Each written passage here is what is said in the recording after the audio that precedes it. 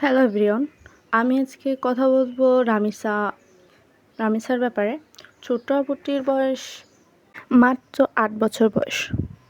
ফুটফুটে শিশুটির নিকৃষ্টভাবে হত্যা করা হয়। প্রথমে তার সাথে নিকৃষ্ট কাজ করে, তারপরে খারাপ অবস্থা করে ফেলে। কি বলবো, আমার কথা গেলেও গায়ের লোম সারা দিচ্ছে। ওই জাউরার বাসটাকে সাহায্য করছে তার স্ত্রী। এই দুই জাউরা মিলে ওই নিষ্পাপ শিশুটিকে হত্যা করেছে। বর্তমানে বাংলাদেশের অবস্থা, বিশেষ করে নারীদের কোনো জায়গায় সুরক্ষিত নেই।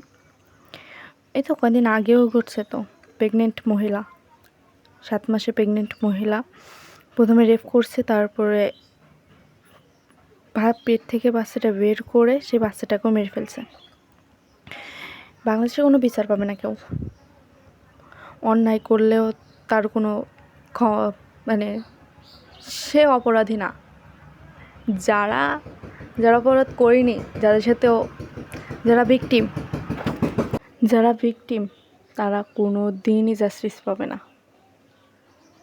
সো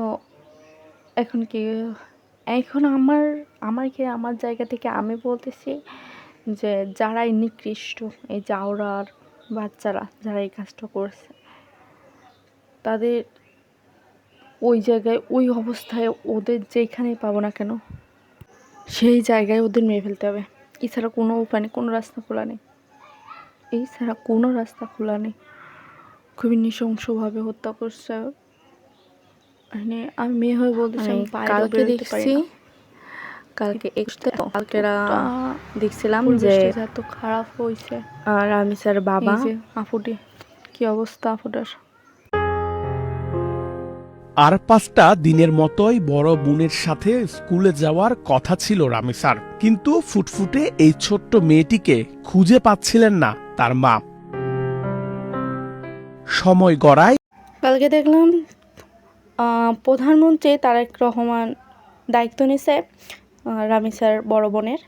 কথা ছিল রামিসার, কিন্তু ফুটফুটে এই ছোট্ট মেয়েটিকে খুঁজে পাচ্ছিলেন না তার মা। মৃত্যুদণ্ড চাই।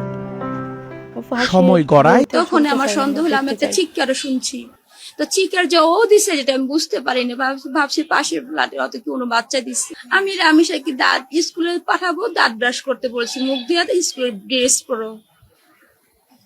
তো কোনোদিন একটা মানুষকে আমি সরি ছাড়া তর্ক করি নাই ভাইজান। তা আমার এই 8 বছরের মাসুম একটা বাচ্চা কি অপরাধ? আমি এই কইজাটা ছাড়া আমি থাকবো কেমনি? আমার এই বাচ্চাটা আমি ঘরে ঢোকার আগে ফ্রিজের মধ্যে আমার জন্য শরবত বানাই।